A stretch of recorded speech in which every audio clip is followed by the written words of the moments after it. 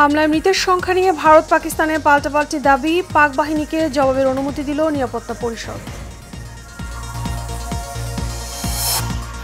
ভারত পাকিস্তান পরিস্থিতি পর্যবেক্ষণ করছে বাংলাদেশ, সীমান্তবর্তী জেলাগুলোতে পুলিশকে সতর্ক থাকার নির্দেশ।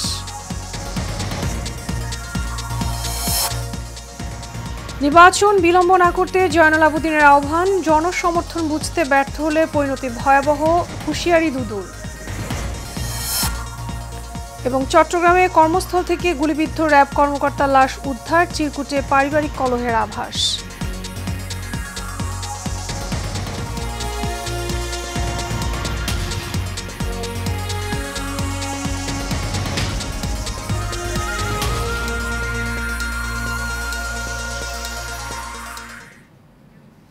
স্বাগত এশিয়ান প্রাইম নিউজে, আপনাদের সঙ্গে আছি আমি মিতা মৌসুমী। শুনছিলেন বিআরবি কেবল ইন্ডাস্ট্রিজ লিমিটেড সংবাদ শিরোনাম। এবারে চলে যাব বিস্তারিত সংবাদে এবং শুরুতেই ভারত পাকিস্তান সংঘাত প্রসঙ্গ।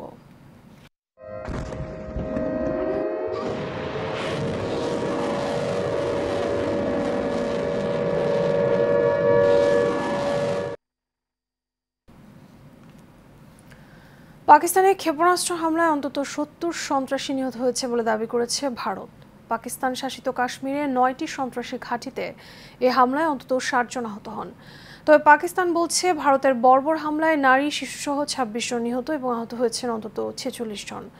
ভারতের ৫টি যুদ্ধবিমান ভূপতিত করেছে বলেও দাবি পাকিস্তানের। এ হামলার পর ভারতের পররাষ্ট্রমন্ত্রী এস জয়শঙ্কর বিশ্ববাসীকে ভারতের পক্ষে থাকার আহ্বান জানান। অন্যদিকে সশস্ত্র বাহিনীকে পাল্টা জবাব দেওয়ার অনুমতি দিয়েছে পাকিস্তান।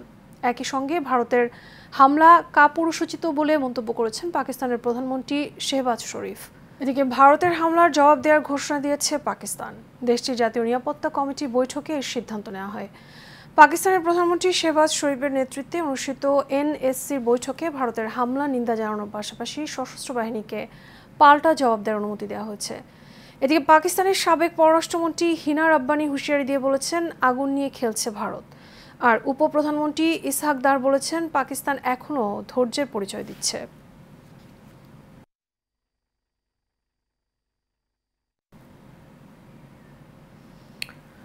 চলমান পরিস্থিতিতে ভারত এবং পাকিস্তানকে শান্ত থাকার আহ্বান জানিয়েছে বাংলাদেশের পররাষ্ট্র মন্ত্রণালয়। পরিস্থিতি আরও খারাপ হতে পারে এমন পদক্ষেপ নেওয়া থেকে বিরত থাকার জন্য পরমাণু অস্ত্রধারী দুই প্রতিবেশীকে আহ্বান জানিয়েছে ঢাকা। এক বিবৃতিতে পররাষ্ট্র মন্ত্রণালয় জানায়, বাংলাদেশ সরকার ভারত এবং পাকিস্তানের উত্তেজনাকর পরিস্থিতি নিবিড়ভাবে পর্যবেক্ষণ করছে। এদিকে ভারত পাকিস্তানের সংঘাতকে কেন্দ্র করে বাংলাদেশের নিরাপত্তা যেন বিঘ্নিত না হয় সেজন্য সীমান্ত জেলার পুলিশ সুপারদের সতর্ক করা হয়েছে। রাজধানীর গুলশানে এক অনুষ্ঠানে সাংবাদিকদের প্রশ্নের জবাবে পুলিশের মহাপরিদর্শক বাহারুল আলম একথা জানান।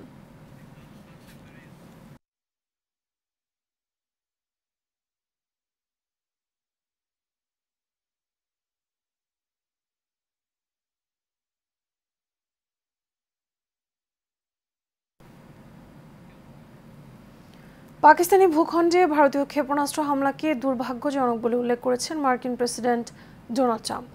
পাকিস্তানে ভারত ক্ষেপণাস্ত্র হামলা চালানোর পর তাৎক্ষণিক প্রতিক্রিয়ায় তিনি এসব কথা বলেন। এদিকে পাকিস্তানে ভারতের অপারেশন সিন্দুর নিয়ে গভীর উদ্বেগ প্রকাশ করেছেন জাতিসংঘ মহাসচিব অ্যান্টনিও গুতেরেস। জাতিসংঘ মহাসচিবের মুখপাত্র স্টিফেন ডুজারিক এক বিবৃতিতে বলেন, মহাসচিব নিয়ন্ত্রণ রেখা এবং আন্তর্জাতিক সীমান্ত জুড়ে ভারত পাকিস্তান সামরিক অভিযান নিয়ে অত্যন্ত উদ্বিগ্ন। তিনি উভয় দেশকে সর্বোচ্চ সামরিক সংযম প্রদর্শনের জন্য অনুরোধ করেছেন। অন্যদিকে চলমান পরিস্থিতিতে দুদেশকেই শান্ত থাকার আহ্বান জানিয়েছে চীন। দেশটি বলছে, ভারত পাকিস্তানের চলমান দ্বন্দ্বে বেইজিং গঠনমূলক ভূমিকা পালন করবে।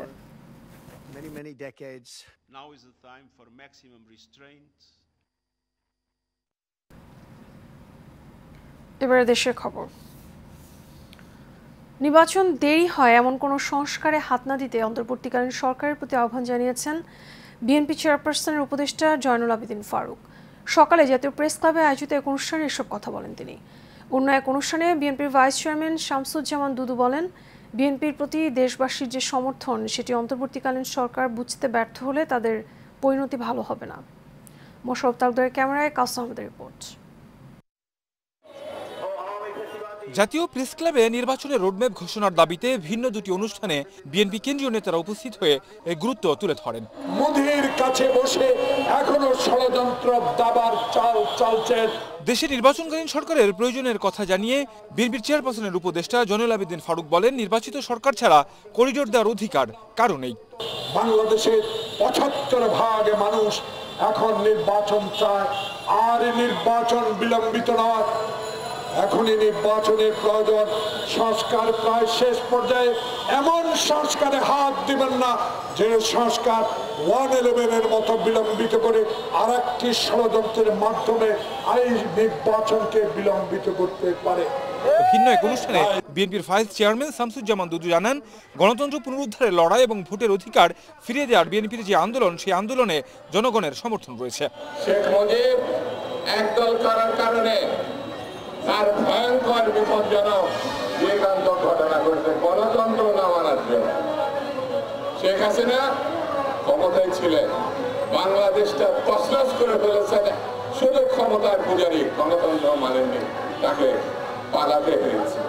আমি সরকারকে বলবো, গণতন্ত্র মেনে নেন, নির্বাচন মেনে নেন, রোডম্যাপ ঘোষণা করুন, বাংলাদেশের মানুষের অধিকার ফিরিয়ে দিন। অন্তর্বর্তী সরকার দ্রুত নির্বাচন দিবে এমনটাই প্রত্যাশা করেন অন্যান্য বক্তারা। গণতন্ত্র ভোটাধিকার না আসলে পরিণতি অতীতের মতো হতে পারে। কাউসার আহমেদ, এশিয়ান টেলিভিশন, ঢাকা।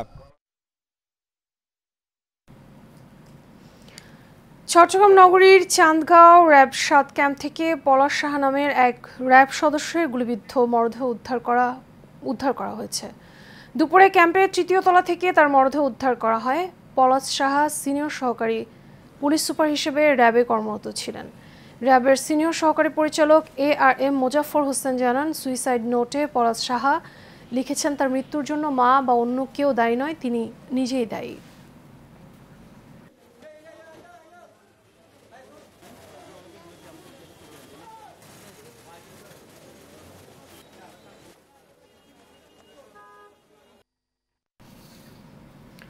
নোয়াখালী জেলা কারাগার থেকে দেয়াল টপকে মোহাম্মদ তানিম নামে এক হাজতি পালানোর চেষ্টা করার একটি ভিডিও ফেসবুকে ছড়িয়ে পড়েছে। দুপুর ২টার দিকে নোয়াখালী জেলা কারাগার থেকে পালানোর চেষ্টা করে সে।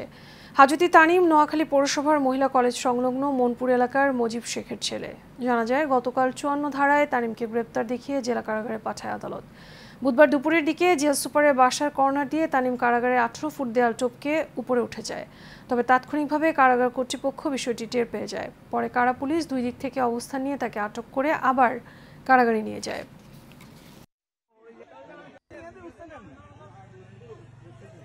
এবার সার বাংলা।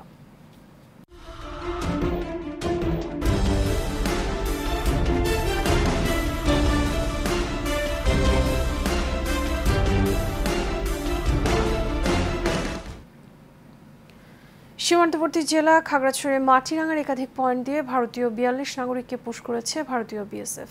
সকাল 10:30টার দিকে মাটিরাঙ্গা উপজেলাধীন গোমতী ইউনিয়নের দক্ষিণ শান্তিপুর এলাকায় গিয়ে জানা যায়, আজ ভোর 7টার দিকে ভারতের গুজরাট থেকে 27 এবং তাইদং ইউনিয়নের আচালং পাড়া দিয়ে 15 জন ভারতীয় নাগরিককে বাংলাদেশে পুশ করেছে বিএসএফ। তবে এ বিষয়ে স্থানীয় প্রশাসন বা বর্ডার গার্ড বাংলাদেশ আনুষ্ঠানিক কোনো বিবৃতি দেয়নি।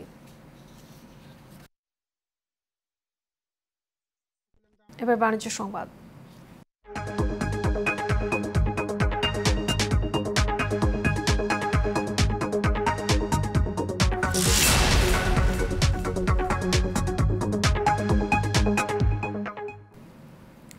দেশে মোবাইল ইন্টারনেট ব্যবহারকারী প্রতি 10 জনের 9 জনই মোবাইল ফোনে এআই টুলস ব্যবহার করছেন।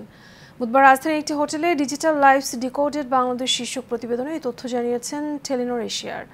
কৃত্রিম বুদ্ধিমত্তা বা এআই এর মতো নতুন প্রযুক্তি গ্রহণে সবেমাত্র আগ্রহী হয়ে উঠছে বাংলাদেশ। এই প্রযুক্তিতে খাপ খাইয়ে নিতে প্রস্তুতি শুরু করেছে। অথচ দেশে মোবাইল ইন্টারনেট ব্যবহারকারী প্রতি 10 জনের 9 জনই মোবাইল ফোনে এআই টুলস ব্যবহার করছেন।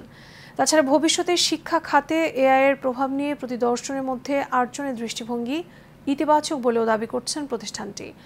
প্রতিবেদন উন্মোচন অনুষ্ঠানে জেনে বুঝে ব্যবহারের পরামর্শ দিয়েছেন বাংলাদেশ টেলিযোগাযোগ নিয়ন্ত্রণ কমিশনের ভাইস চেয়ারম্যান মোহাম্মদ আবু বকর সিদ্দিক। এ সময় টেলিনর এশিয়ার সিনিয়র ভাইস প্রেসিডেন্ট এবং head of external relations and sustainability Manisha Dogra, গ্রামীণফোনের chief corporate affairs officer Tanvir Mohammad উপস্থিত ছিলেন।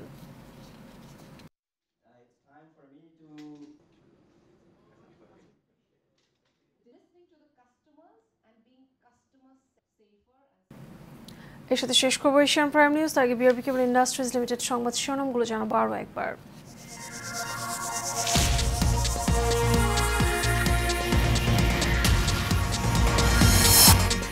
হামলায় মৃতের সংখ্যা নিয়ে ভারত পাকিস্তানের পাল্টাপাল্টি দাবি, পাক বাহিনীকে জবাবের অনুমতি দিল নিরাপত্তা পরিষদ।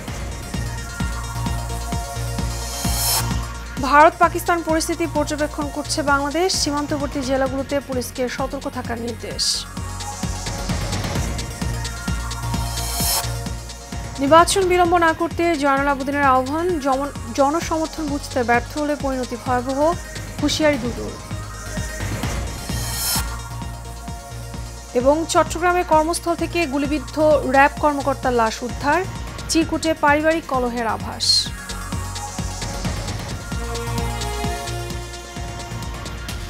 এশিয়ান প্রাইম নিউজ এ পর্যন্ত। আমাদের পরবর্তী সংবাদ দেখার আমন্ত্রণ রইল। এখন সাথে থাকার জন্য ধন্যবাদ সবাইকে।